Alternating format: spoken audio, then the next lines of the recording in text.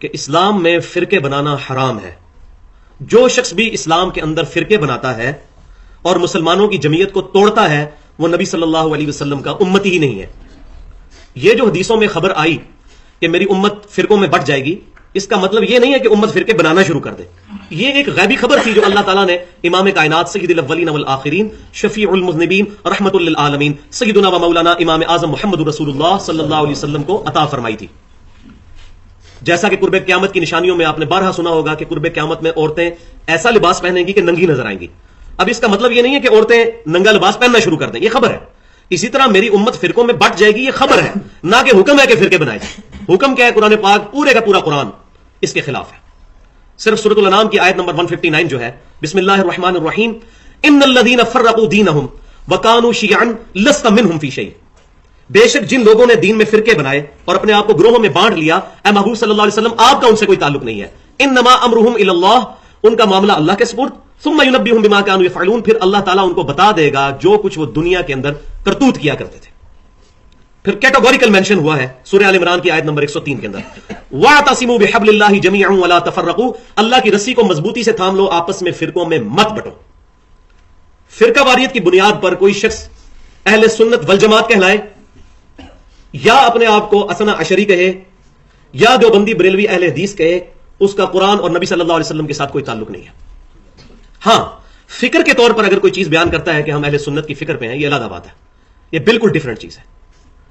لیکن یہ بھی اوائڈ کی جائے. کیوں؟ سورۃ الحج پڑھ لیں، آخری رکوع ہے، بسم اللہ الرحمن الرحیم، هو سماکم المسلمین من قبل وفی ھذا. اللہ تعالیٰ نے، اللہ کے محبوب پیغمبر سیدنا ابراہیم علیہ السلام نے بہت پہلے تمہارا نام مسلمان رکھ دیا، اور اللہ نے اس کتاب میں تمہارا نام مسلمان رکھا ہے. یہ واحد جگہ ہے قرآن میں جہاں اسم کے طور پر مسلمان آیا، صفت کے طور پہ نہیں آیا. باقی جگہوں پر آیا ولا تموتن الا وانتم مسلمون، دیکھنا تمہیں موت نہ آئے مگر اس حال میں کہ تم مسلمان مرنا. تو وہ کہتے ہیں نہیں جی ادھر مسلم کا مطلب ہے فرمانبردار بننا، لیکن یہاں لفظ آیا ہوا سماکم المسلمین، اللہ نے تمہارا نام ہی مسلم رکھا ہے، مسلمان. اب یہ جھگڑا نہیں کرنا چاہیے کہ مسلمان یا مسلم، یہ ایک ہی لفظ استعمال ہو رہے ہیں، عربی میں مسلم، انگلش میں مسلم، اردو میں مسلمان لفظ استعمال ہو جاتا ہے. تو فرقہ واریت سے بالا تر ہو کر اگر کتاب و سنت کو پڑھا جائے گا پھر انشاءاللہ تعالیٰ کوئی بعید نہیں کہ ہمیں یہ ٹاپک سمجھ نہ آ سکے. لیکن جب فرقے گھسیں گے پھر یہ باتیں ہضم کرنا مشکل ہو جائیں گی. میں یہاں وہی بات کروں گا، بڑی ننگی بات، بڑی اریاں اور نیکڈ بات، کہ بھائیوں قادیانی صرف اس لیے کافر ہے کہ ہم قادیانیوں کے گھر نہیں پیدا ہوئے. سیدھی سی بات ہے، سچی سی.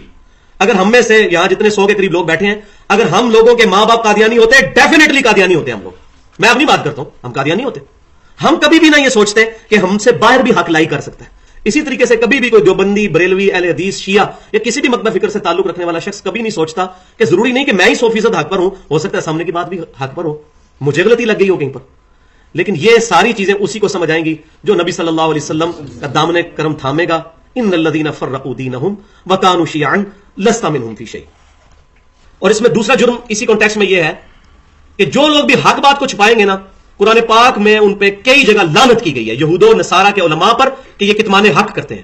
اسی وجہ سے کتنے صحابہ کرام علیہم رضوان نے اتنی عجیب و غریب احادیث، وہ میں آج ٹاپک نہیں ہے، وہ مرنے سے پہلے بیان کر دی ہیں کہ کہیں ہم پر یہ جرم نہ آ جائے کہ ہم نے حق چھپایا. کتمان حق کرنے والے پر اللہ تعالیٰ نے قرآن میں کئی جگہ فرمایا کہ اللہ کی لعنت، اللہ کے فرشتوں کی لعنت، تمام لعنت کرنے والوں کی لعنت جو حق بات کو چھپاتا ہے. فرقہ بچانے کے لیے اسلام بچائیں گے فرقہ ختم ہو جائے گا، فرقہ بچائیں گے اسلام ختم ہو جائے گا.